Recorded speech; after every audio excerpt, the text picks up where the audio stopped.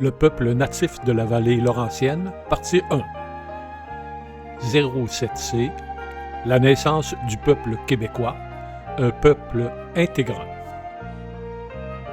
Formation du cœur du peuple intégrant québécois de 1608 à 1760, sous la gouvernance francophone locale.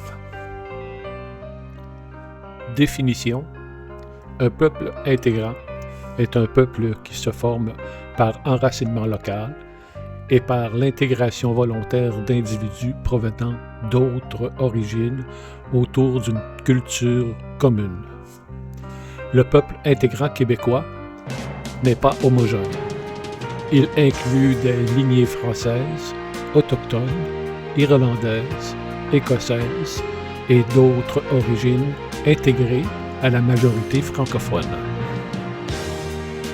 Les 4 critères essentiels pour reconnaître un membre du peuple intégrant québécois. Les membres du peuple québécois, toute personne qui 1. Provient de la continuité historique du peuple canadien-français ou s'y intègre volontairement et participe à sa continuité. 2. Participe à la vie collective en français. 3. Adhère aux institutions, valeurs civiques et culturelles du Québec. 4. Se reconnaît comme membre de ce peuple et est reconnu comme tel par la communauté. Message clé. Seuls les individus non intégrés dans un autre peuple peuvent y adhérer. Un peuplement initial limité mais structurant. Environ 8500 immigrants français arrivent en Nouvelle-France entre 1608 et 1760. Parmi eux, 2600 femmes, ce qui crée un déséquilibre initial important. La colonie se développe autour de la vallée du Saint-Laurent, des postes de traite et des missions. Message clé. Ce petit noyau fondateur devient la matrice du peuple québécois. 2. 1608 à 1660. Une société masculine, mobile et en contact constant avec les Autochtones. Les Français sont majoritairement hommes engagés dans la traite des fourrures. Les alliances avec les Hurons-Wendat et les Abénaquis favorisent les mariages mixtes. Les femmes autochtones intégrées adoptent la langue, la religion et les coutumes françaises. Message clé. Ces unions contribuent directement au peuple intégrant québécois. 3. Fin du 17e siècle. Arrivée d'Irlandais intégrés à la majorité francophone. Vers 1700, environ 130 familles irlandaises sur 2500, environ 5%, vivent en Nouvelle-France.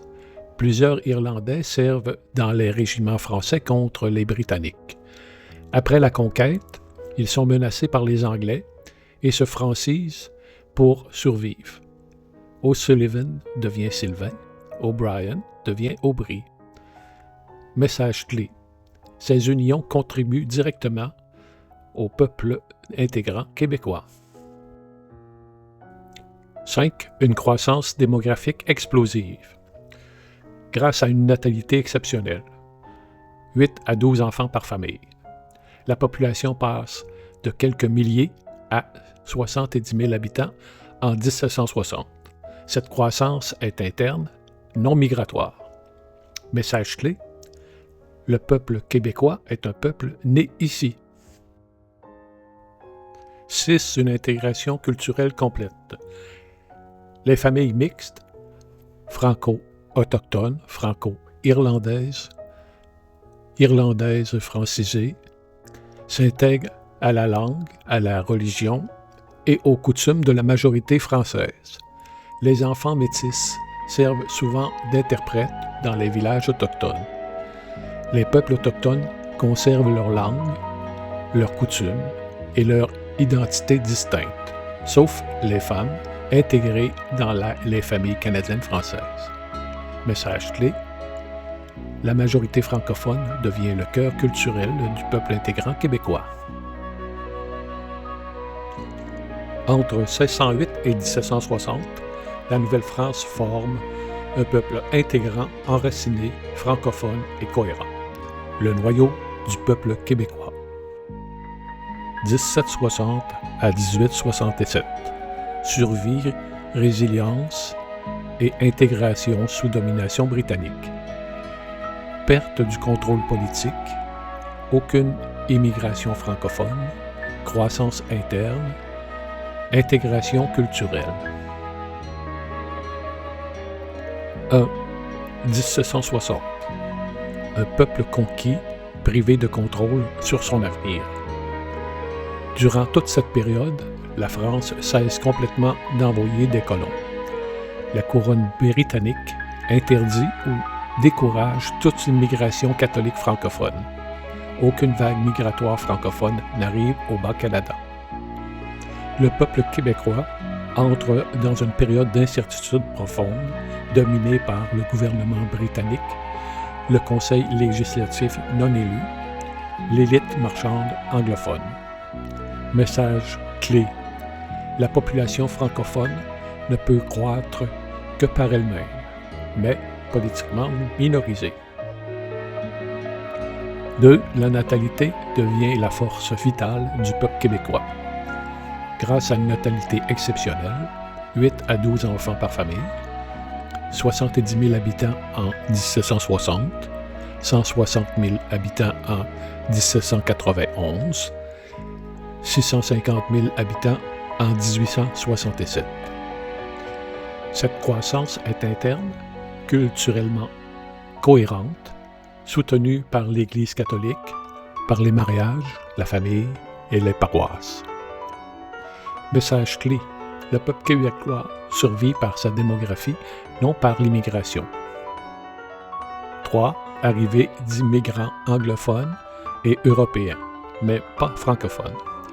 Les seules vagues migratoires sont britanniques, anglais, écossais, gallois, irlandais, catholiques et protestants, allemands, loyalistes, après 1783, 1000 au Bas-Canada.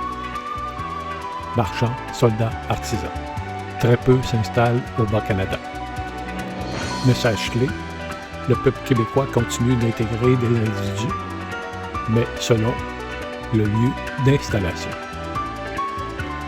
4. 1837 et 1838. Affirmation politique du peuple québécois. Les patriotes revendiquent un gouvernement responsable. La fin du favoritisme colonial. La reconnaissance du peuple canadien-français. La répression est violente, mais la conscience nationale se renforce. La culture francophone se solidifie. L'identité québécoise se politise. Message clé. Le peuple québécois affirme son existence politique malgré la défaite. 5. Union forcée, mais survie culturelle. L'acte d'union de 1840. Fusionner le Bas-Canada et le Haut-Canada. Noyer les francophones dans une majorité anglophone. Imposer l'anglais comme langue officielle. Mais les Canadiens refusent la conversion. Les paroisses restent francophones. Les institutions locales, paroisses, seigneuries, continuent de fonctionner. Les Britanniques n'arrivent pas à attirer assez de colons. Message clé. Le peuple québécois résiste par sa culture, sa langue et sa natalité. 6. 1867. Un peuple majoritaire, cohérent et distinct. À la veille de la Confédération, les francophones représentent 80 à 85 % du Bas-Canada. La culture française domine tout le territoire rural. Les institutions locales sont intactes. Les nouveaux arrivants intégrés renforcent la majorité francophone. Les peuples autochtones demeurent distincts, avec leur propre structure. Message clé, le peuple intégrant québécois est pleinement formé avant la Confédération. 1760 à 1867, sans immigration francophone, le peuple québécois survit, se renforce et intègre des individus dans sa majorité francophone. Le peuple intégrant québécois est pleinement formé. La résilience de nos ancêtres, notre espoir de survie. À suivre, partie 2, 07D, l'étranglement du peuple intégrant québécois. En 1867, le peuple intégrant québécois est pleinement formé. Mais, dès la Confédération, un nouveau cycle commence, celui de l'étranglement politique, du centralisme fédéral et de l'exclusion constitutionnelle.